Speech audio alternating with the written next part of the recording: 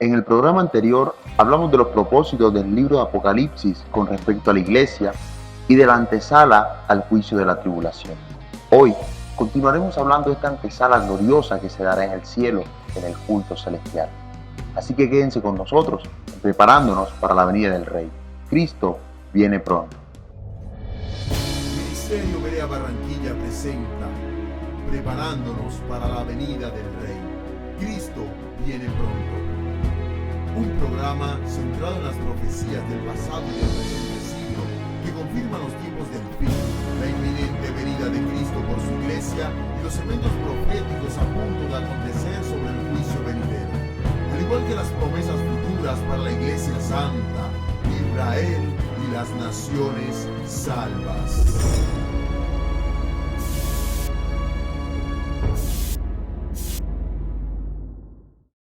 Dios les bendiga, bienvenidos a Preparándonos para la venida del Rey. Les habla Mauricio Salas. Para seguir hablando de esta antesala, el culto en el cielo, nos acompañan hoy los hermanos en la fe, el pastor Gabriel Ferrer y las hermanas Belkis Orozco y Yolanda Rodríguez. Pastor, Dios le bendiga, bienvenido nuevamente. Gracias, Mauricio, por estar en este programa, la invitación nuevamente.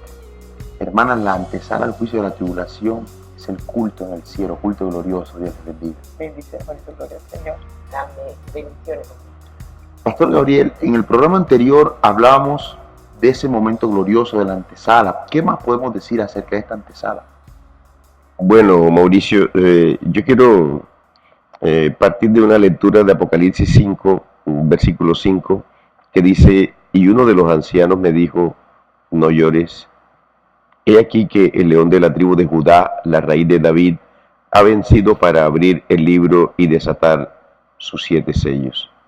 Y miré y vi que en medio del trono y de los 4 seres vivientes y en medio de los ancianos estaba en pie un cordero como inmolado que tenía 7 cuernos y 7 ojos, los cuales son los 7 espíritus de Dios enviados por toda la tierra. Si nosotros hacemos una revisión cuidadosa de esta lectura, en estos 2 versículos, nos damos cuenta que en el altar de bronce, el altar del holocausto, allí había cuernos sobre los cuales se vertía la sangre del cordero. En la escena celestial que leíamos en Apocalipsis 5, en el versículo 5 y en el versículo 6, vemos al cordero como inmolado. Dice la palabra que es Cristo. Y quiero hacer notar que estaba en medio de los ancianos que representan a la iglesia y que está allí después del arrebatamiento con las vestiduras blancas sacerdotales y la corona de oro que también señala el sacerdocio.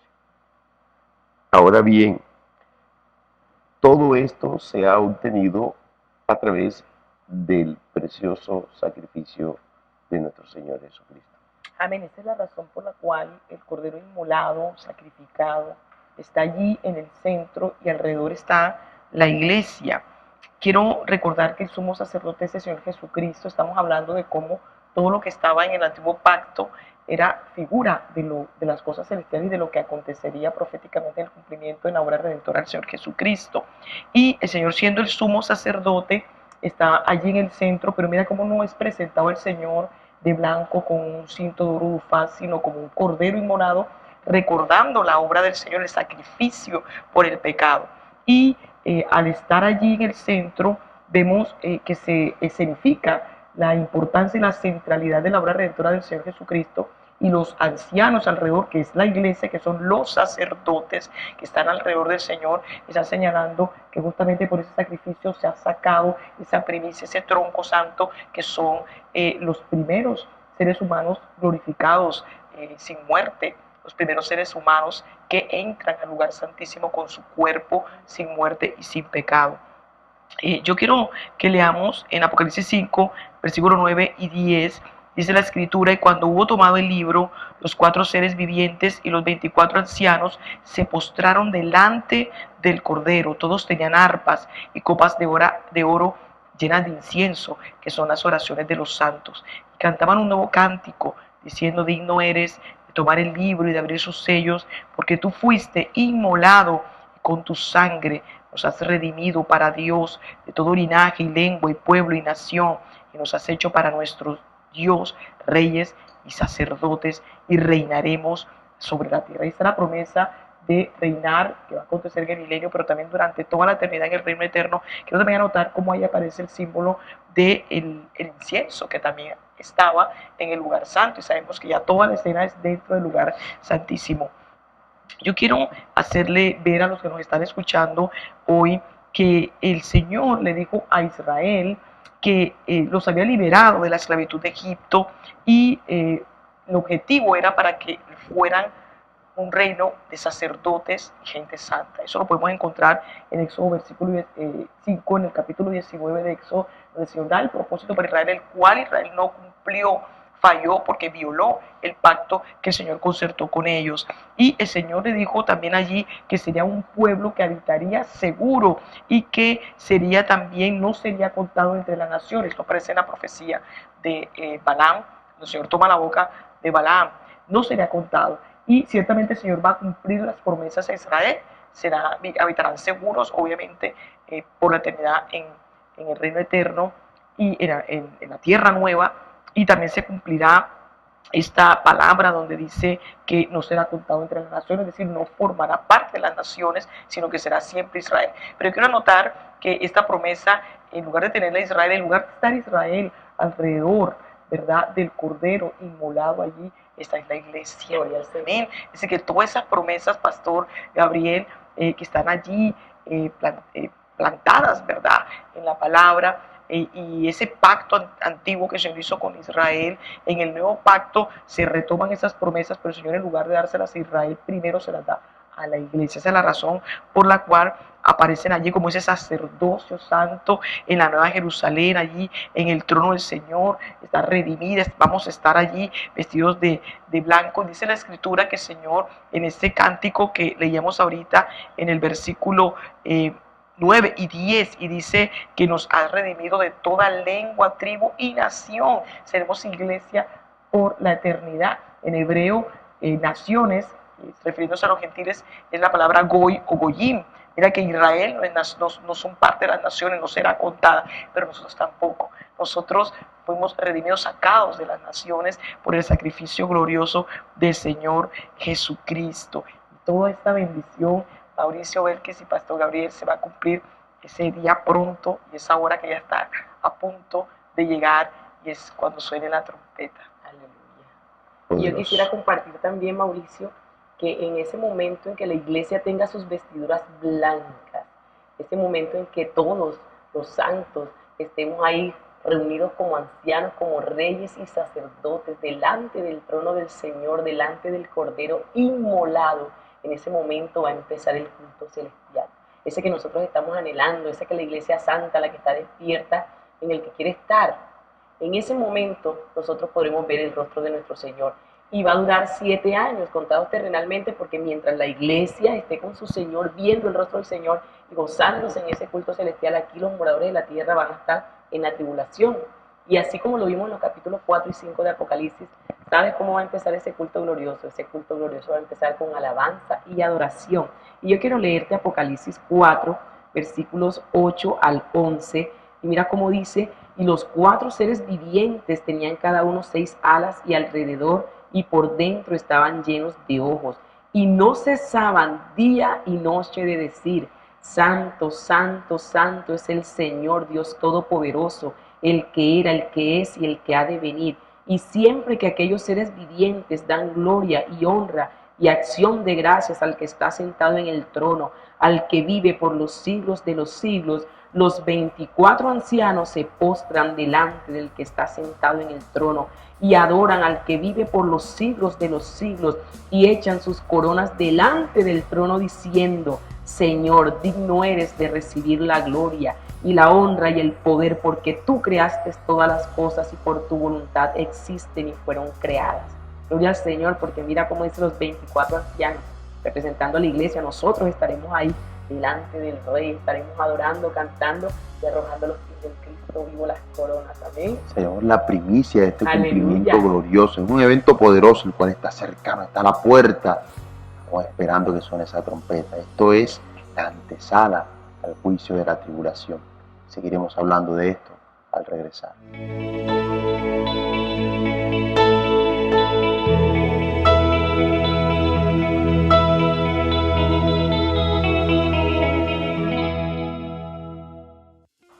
Estamos de vuelta en Preparándonos para la venida del Rey y estamos hablando de esa antesala gloriosa, el culto en el cielo, esta escena poderosa que describe Apocalipsis 4 y 5. Pastor Gabriel, ¿qué más podemos decir acerca de esta escena? Bueno, Mauricio, en este capítulo 5 volvemos a encontrar esta escena maravillosa. Yo quiero irme a la lectura de Apocalipsis 5:11 que dice: y miré y oí la voz de muchos ángeles alrededor del trono y de los seres vivientes y de los ancianos, y su número era millones de millones, que decían a gran voz: el cordero que fue inmolado es digno de tomar el poder, las riquezas, la sabiduría, la fortaleza, la honra, la gloria y la alabanza. Y a todo lo creado que está en el cielo y sobre la tierra y debajo de la tierra y en el mar, y a todas las cosas que en ellos hay, oí decir al que está sentado en el trono y al Cordero: sea la alabanza, la honra, la gloria y el poder por los siglos de los siglos. Los 4 seres vivientes decían: amén. Y los 24 ancianos se postraron sobre sus rostros y adoraron al que vive por los siglos de los siglos. Yo quiero que note que Juan lloraba mucho cuando vio que nadie podía tomar el libro con los 7 sellos. Pero uno de los ancianos le dice que no llore, porque el león de la tribu de Judá, la raíz de David, ha vencido para abrir el libro y desatar los sellos. Así es, y ahí es importante que nosotros veamos los 2 nombres con los que uno de los miembros de la Iglesia Redimida se refiere al Señor. Y hablamos de los miembros de la Iglesia Redimida porque dice que es uno de los ancianos, y sabemos que los ancianos representan a la Iglesia. Habla de una ascendencia del Señor, de la tribu de Israel, de la tribu de Judá, y también la ascendencia de David. Pero también podemos notar ahí que hay una referencia clara al pacto abrámico y al pacto davídico. Y no solamente eso, sino que también hay una referencia al nuevo pacto. ¿Y está representado en qué? En que nos habla del Cordero inmolado, que es el Señor Jesucristo, y que está rodeado de los 24 ancianos. Y los 24 ancianos son la representación de la Iglesia. Así que vemos claramente referido ahí el nuevo pacto en Cristo.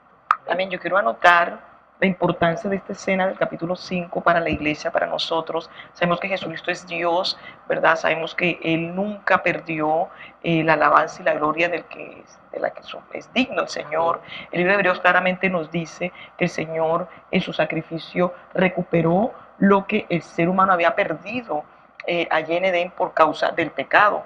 Y quiero retomar lo que decía mi hermana Belkis sobre los pactos. La importancia del nuevo pacto es el Señor Jesucristo allí como el cordero inmolado, simbolizando, señalando el nuevo pacto por el cual se tiene entrada a todas las promesas, a la herencia y a todas las promesas de los pactos. Entonces mira cómo el pacto abrámico aparece allí en esa mención de la ascendencia del Señor en la tribu de Judá, que es uno de los hijos de Jacob, de las 12 tribus de Israel, donde se formó obviamente el pueblo de Israel, de la descendencia de Abraham. Y el pacto abrámico es central porque el pacto abrámico, Pastor Gabriel, Mauricio y Belkis, resume el pacto edénico, también porque son todas las promesas que el Señor le dio al ser humano, las cuales obviamente perdió por el pecado, pero el pacto adámico también, porque el pacto adámico es donde se le da la promesa de la simiente, y esta promesa de la simiente aparece allí dentro del pacto abrámico, y todas las promesas el ser de reinar, de ser reyes, porque el Señor le prometió el reinado a Abraham, la simiente en la que serían benditas todas las naciones. El pacto noético también ahí aparece porque sabemos que este pacto noético retomó las promesas del pacto edénico en lo que refiere a juzgar, señorear y en especial la fructificación y la multiplicación. Y mira cómo aparece luego el pacto davídico, porque es el último pacto antes del nuevo pacto. Amén. Y en este pacto davídico, cuando nosotros leemos, vemos que allí se retoma gobierno, ascendencia y también la promesa de la tierra. Se le promete a David que tendría pues esa casa, que sería la familia. Luego viene el nuevo pacto en Jeremías 31, donde el Señor nos habla que resume todas las promesas. ¿Qué estoy diciendo? Estoy diciendo que al señalarse allí el nuevo pacto con el Cordero Inmolado, se le está diciendo a la iglesia: yo he vencido, yo he tomado todo lo que tú perdiste. Amén. Y el ser humano y tu iglesia, tú lo tienes por mi sacrificio. La iglesia, Pastor Gabriel, Mauricio, el que seremos los primeros seres humanos que tendremos el cumplimiento de todos los pactos, de todas las promesas, la descendencia eterna, santa, la fructificación y la multiplicación que el Señor le dijo al ser humano en Edén antes del pecado. También la tierra nueva, el vivir en la nueva Jerusalén, el presenciar también la nueva creación, pero también ese gobierno que está señalado en ser reyes y sacerdotes. Aleluya. Bueno, yo quiero anotar que estas vestiduras blancas de la iglesia, que como ya bien hemos dicho, está representada en los 24 ancianos, está relacionada con el Cordero Inmolado porque con su sangre nos limpió, nos lavó, nos purificó, y toda la obra redentora de este Cordero Inmolado, que es el Señor Jesucristo, es la que nos permite, es la que nos va a permitir llegar delante de su trono el día del arrebatamiento, y cantaremos un cántico de Apocalipsis, el de Apocalipsis 9:9. Dice la escritura allí: y cantaban un nuevo cántico, diciendo: digno eres de tomar el libro y de abrir sus sellos, porque tú fuiste inmolado, y con tu sangre nos has redimido para Dios de todo linaje y lengua y pueblo y nación. Cantaremos al Señor: con tu sangre nos has redimido, nos has lavado, nos has limpiado, has emblanquecido nuestras ropas. Por eso no podemos menospreciar la obra redentora del Señor Jesucristo, el propósito perfecto con el que vino a morir a la tierra, que fue darnos entrada a esas promesas eternas, poderosas como iglesia, no unas promesas efímeras ni terrenales, sino unas promesas eternas. Hermana Yolanda, teniendo en cuenta todas estas promesas eternas, ¿qué exhortación se le puede hacer a la iglesia con respecto a esta antesala gloriosa que nos espera? Amén. La exhortación es una exhortación muy fuerte, Mauricio, porque la iglesia no está consciente que los 7 años de tribulación es un periodo de ira. Y yo quiero regresar a estos capítulos 4 y 5 que hemos estado estudiando, analizando en este programa y en el anterior, y es por qué el Señor aparece como el Cordero, porque se habla de la ira del Cordero, por qué se establece, por ejemplo, en el capítulo 6, donde se habla de que el Cordero fue el que abrió el libro, no dice el Señor Jesucristo, y vuelvo al mismo punto, vestido de blanco, con el cinto de oro de paz. ¿Por qué Juan lloraba mucho y decía: no hay quien sea digno de abrir el libro? El Señor Jesucristo Él es digno porque Él es Dios. Y este énfasis allí en que es el Cordero el que venció, amén, y tuvo por ese vencer la muerte y por la obra redentora, es digno de desatar, amén, este libro. La pregunta es: ¿por qué es digno si como Dios Él es digno? Dios es el juez, amén. Jesús es Dios, pero aquí se habla del Cordero, y yo quiero anotar por qué es el Cordero, porque se está señalando que el Señor vino, ¿verdad?, como un ser humano, encarnó, padeció, el Señor se humilló a lo sumo, tal como dice Filipenses capítulo 2, pastor, para decirle a la humanidad: mira, en mí puedes ser salvo. Y el Señor está diciendo allí: como tú no recibiste el segundo juicio global, ¿verdad?, y el peor de los juicios, peor que el diluvio. El Señor lo que está diciendo allí es: como tú no quisiste recibir el amor de la verdad para ser salvo, no quisiste aceptar mi sacrificio, todo lo que yo padecí, lo que sufrí, cómo fui azotado, cómo morí en la cruz del Calvario, lo que te queda ahora es ira. Y eso lo podemos encontrar en Juan capítulo 3, el versículo 36. Mira lo que dice: el que cree en el Hijo tiene vida eterna, pero el que rehúsa creer en el Hijo no verá la vida, sino que la ira de Dios está sobre el pastor. ¿Qué está diciendo aquí? El Señor está diciendo: yo soy el Cordero Inmolado, mira la obra que yo hice. Humanidad, yo tengo todo el derecho de juzgarte con mi ira, porque el sacrificio que yo hice, tú no lo quisiste recibir. Amén. Por eso es que el Señor desata los sellos del juicio, más las trompetas y las copas no como el Cristo vestido de blanco, sino como el Cordero inmolado, pastor. La exhortación que le hacemos a la iglesia ahora es que no minimice la ira del Cordero, la ira de Dios. La iglesia puede estar diciendo, bueno, yo fui redimida, ya yo estoy salva, ya yo recibí al Señor Jesucristo, sí, pero ahora está extraviada, ahora se ha apartado de la palabra del Señor, ahora está buscando las cosas de este mundo, se ha apartado de la palabra, ha caído de la gracia. El que cae de la gracia, como dice el libro de Gálatas, obviamente pierde su salvación. Ahora las iglesias, Pastor Gabriel, están dejando lo que habían recibido desde el principio, rechazando lo que el Señor está diciendo, retén lo que yo te he dado, retén lo que tienes hasta el fin. Y están ahora yéndose a las doctrinas calvinistas, pastor. Estas doctrinas demoníacas, donde dice que el amor del Señor es que hizo personas para llevarlas al infierno por la eternidad. Es el amor de Dios, y de una manera arbitraria, y luego eligió a otros para salvación. ¿Qué clase de amor es ese? Y esta doctrina demoníaca calvinista está penetrando en las iglesias. Aquí en Barranquilla hay un regresar de esa doctrina, y hay unos grupos o unos concilios donde hay unos pastores que han venido, son como neocalvinistas, han venido a introducir esta doctrina demoníaca, porque detrás de los calvinistas, hermana Yolanda, hay un pecado oculto, tienen un pecado en el pecho oculto, es decir, quieren justificar el pecado y quieren decir, bueno, ya yo soy salvo, siempre salvo. Y a mí me gustaría que tú nos recordaras un poco los libros, los textos, los autores, es decir, que han dado una claridad sobre el perjuicio tremendo en que han caído con esta doctrina calvinista. También justamente hay un autor que es Dave Hunt, él tiene un texto que se llama ¿Qué amor es ese? Y es un libro que en Estados Unidos fue publicado, la primera edición, y levantó una cantidad de, obviamente, de críticas de los calvinistas, y lo atacaron de todas las formas. Luego él sacó una segunda edición que está disponible en la web.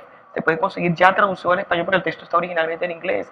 Y allí se nos habla de los orígenes católicos de la doctrina calvinista, sobre la predestinación, por ejemplo, que era una doctrina de Agustín, cómo Agustín, obviamente en pecado, inventó esta doctrina para poder justificar, como dice el pastor Gabriel, el pecado. Como yo tengo este pecado y no lo quiero soltar, bueno, la conclusión es que el Señor me eligió incondicionalmente, me salvó, y así tenga ese pecado, yo voy a ser salvo. Y hermana Yolanda, ¿cuál es la pregunta para los calvinistas? Sí, la pregunta para los calvinistas es que ellos dicen que los que asumimos, como dice la palabra del Señor, que la salvación, si se pierde, se puede perder la salvación.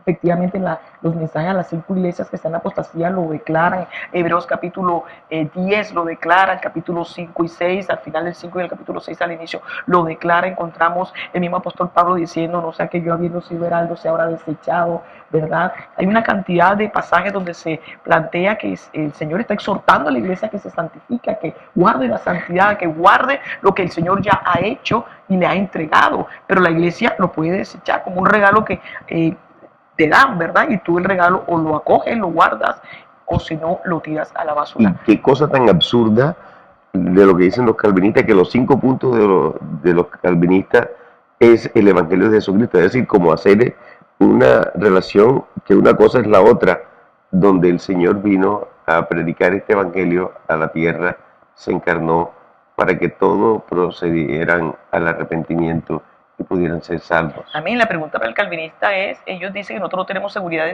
de salvación, porque decimos que la salvación se puede perder, ¿verdad? Entonces ellos nos pintan como unas personas que estamos angustiadas todo el tiempo, inseguras, no tenemos seguridad de salvación. La pregunta que le hacemos a los calvinistas, ¿verdad?, es, ¿y tú estás seguro de que eres escogido? Porque si no eres escogido, Si no eres escogido, no tienes oportunidad ya, porque ya Dios te escogió para definitivamente mandarte al infierno. Ahora, la persona puede decir, no, yo estoy segura de que estoy escogido porque yo estoy yendo a la iglesia, porque yo estoy siguiendo la palabra del Señor. Sí, pero pecas. Y los calvinistas dicen que si la persona peca y se aparta, como ya recibió a Cristo, ya es salva y siempre es salva. Ahora, ¿cuál es la evidencia de que ha sido escogido? ¿Cómo no se sabe si esa persona que se apartó, Mauricio, Pastor Gabriel y Belkis, está dentro de los reprobados? Entonces todo calvinista tiene ese terror en su corazón, estaré dentro de los escogidos o seré reprobado, mientras que los que sí, conforme dice la palabra, decimos que la salvación se puede perder, pero si la persona se aparta, la palabra del Señor dice que la gracia del Señor es suficiente, pastor, y aún en el último suspiro, antes de morir, puede la persona arrepentirse, aleluya, y entrar a la nueva Jerusalén, pastor. El calvinista no tiene esa oportunidad, eres reprobado, de pronto sí lo eres. ¿Cómo estás seguro de que realmente eres escogido? Ahora, lo otro, Pastor Gabriel, es que los 5 puntos del calvinismo son un sistema cerrado. El primer punto lleva al segundo, al tercero, al cuarto y al quinto. Y hay unos calvinistas, pastor, que dicen, no, bueno, los 4 puntos se rebaten, porque de hecho en Estados Unidos se han rebatido, hay textos donde se rebaten los 4 puntos del calvinismo, porque evidentemente son inauditos, antibíblicos, pero dicen, bueno, pero el último punto, que es de la perseverancia de los santos, ese sí nos quedamos con ese punto, porque efectivamente si tú recibes a Cristo, Dios te obliga a perseverar de todas las formas. Pero déjame decirte que si tú derribas así sea un solo punto, de los 5 puntos del calvinismo, los derribas todos, porque es un solo sistema completo. Amén. Ahora, el Señor sí nos lleva a perseverar, pero con las armas poderosas en Dios que Él nos ha entregado. Nosotros tenemos la libertad, Pastor Gabriel, de tomar esas armas o desecharlas. Pero el Señor nos dice, tómalas, manténlas, y aún hasta el último minuto en que tengamos aliento de vida, tenemos oportunidad de tomarlas. Y el Señor nos recibe.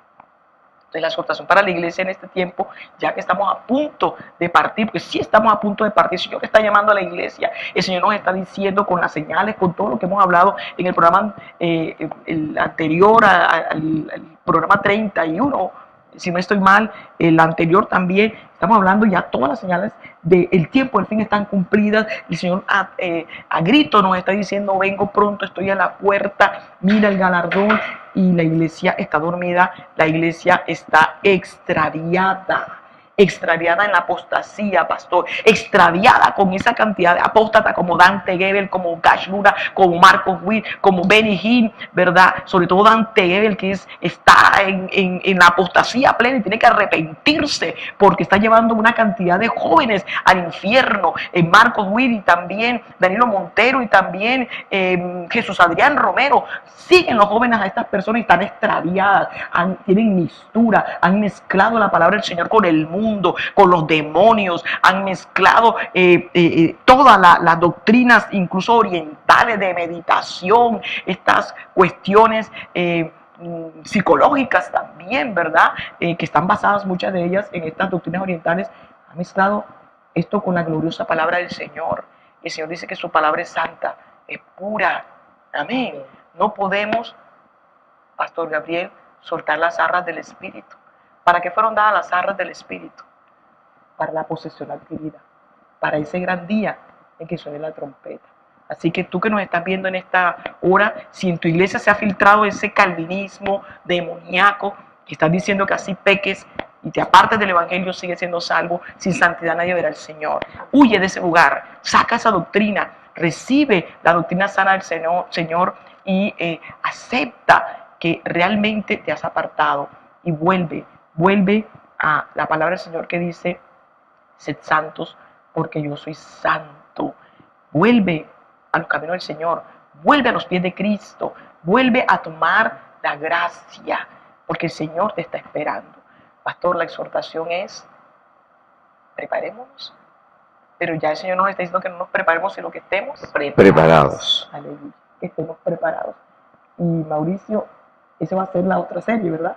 Ya no preparándonos, sino preparados para la venida del Rey. Y hay que estar preparados porque no podemos hacer de aquella iglesia que está desnuda, esa que hablábamos entre los propósitos del libro Apocalipsis, la iglesia que está desnuda, que está mirando esta tierra, que está mirando lo efímero, lo corruptible.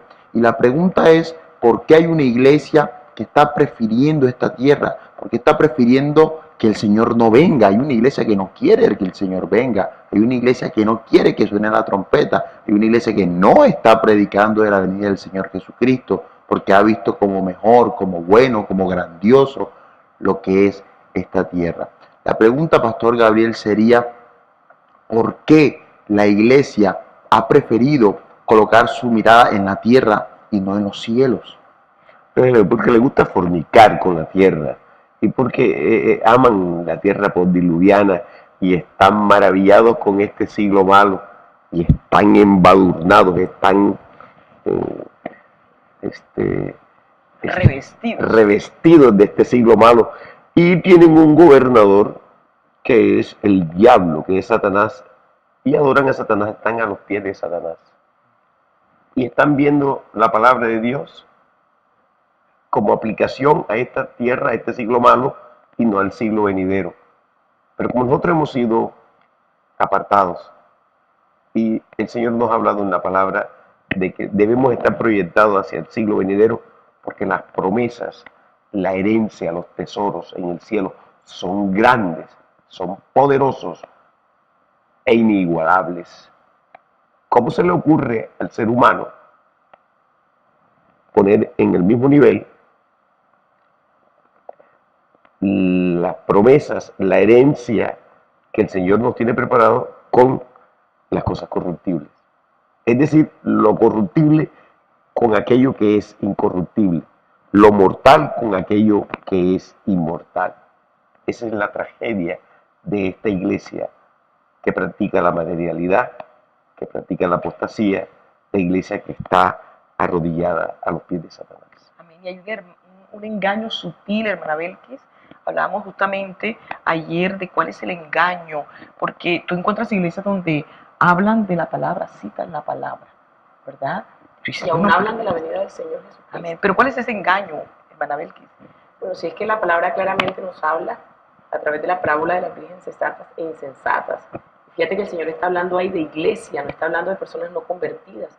Y nos muestra el engaño sutil de Satanás, la pérdida del primer amor, porque muchas iglesias aparentemente están en santidad y tú las ves en el vestir, en el hablar. De pronto no vemos en el púlpito la doctrina de Balaam y de los Nicolaitas, no vemos a Jezabel, pero vemos una iglesia que está dormida y que en el fondo la concupiscencia es el anhelo por esta tierra. Y sí, tú los ves sirviendo y los ves haciendo la obra, pero realmente están aferrados a esa obra y aman la obra, pero no tienen amor por el Señor de la obra, porque si realmente tuvieran amor por el Señor de la obra, estuvieran anhelando la venida del Rey. Y se escudan diciendo que están bien, que le están sirviendo al Señor, que tienen una obra aquí, que tienen una obra allá, que van aquí, van acá, pero realmente lo están haciendo porque quieren ser reconocidos, porque quieren fama, quieren poder. Y aunque no se muestren abiertamente, esa es la concupiscencia que hay en sus corazones. Y esto es un veneno muy peligroso, porque está bien oculto. De pronto vemos muy ampliamente los demás, pero este veneno está bien oculto ahí. Estas iglesias parecieran estar muy bien, pero en realidad dicen Cristo viene pronto, pero yo no quiero que venga, porque mira, tengo un ministerio prosperado aquí, porque yo estoy sirviendo al Señor, y usan la misma palabra del Señor y el mismo servicio en la obra del Señor para engañar, diciendo que es que están sirviendo al Señor, y si están sirviendo al Señor están bien en esta tierra, pero en realidad no quieren salir de esta tierra. Y toda iglesia que no anhele salir de esta tierra, que está maldita, y lo hemos dicho en reiteradas oportunidades, porque así lo dice el Señor a través de su palabra, todo aquel que no anhela la venida del Señor, el que no quiere estar en el culto glorioso, sino que quiere estar aquí en esta tierra, así sea diciendo que está sirviendo en la obra del Señor, está mal delante del Señor, no está revestido la vestidura de santidad, porque la iglesia que va a subir es la iglesia que anhela ver a su Rey. Amén. Es la que va a ir, amén. O sea que la clave aquí es la eternidad. Amén. Prédicas que están vaciadas de eternidad.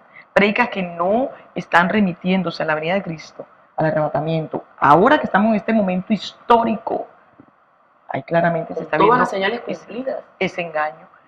Decir que están tomando la palabra del Señor, Pastor Gabriel, para poder tener una vida aparentemente en santidad, pero en esta tierra. Para tener una familia ético-moral bien, pero en esta tierra, ¿verdad? Como decía mi hermana Belkis, para hacer una obra en esta tierra. Y hay muchos concilios, iglesias que están así, que saben reconocer a los, como dice la Escritura, a los apóstatas, a los nicolaitas, no practican el mundo, ¿verdad? No practican la doctrina de Jezabel. No hace mercadería con la palabra. En absoluto. Pero como están vaciadas de eternidad, claramente allí vemos que Satanás ya ha hecho su obra perversa.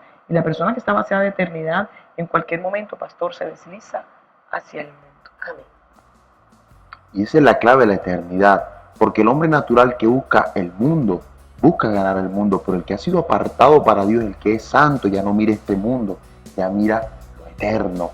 Y la Iglesia Santa está esperando el cumplimiento de lo que es eterno, de estar con el Señor. Por eso debemos estar preparados y por eso prontamente va a iniciar la serie Preparados, ya no preparándonos, sino ahora preparados para la venida del Rey.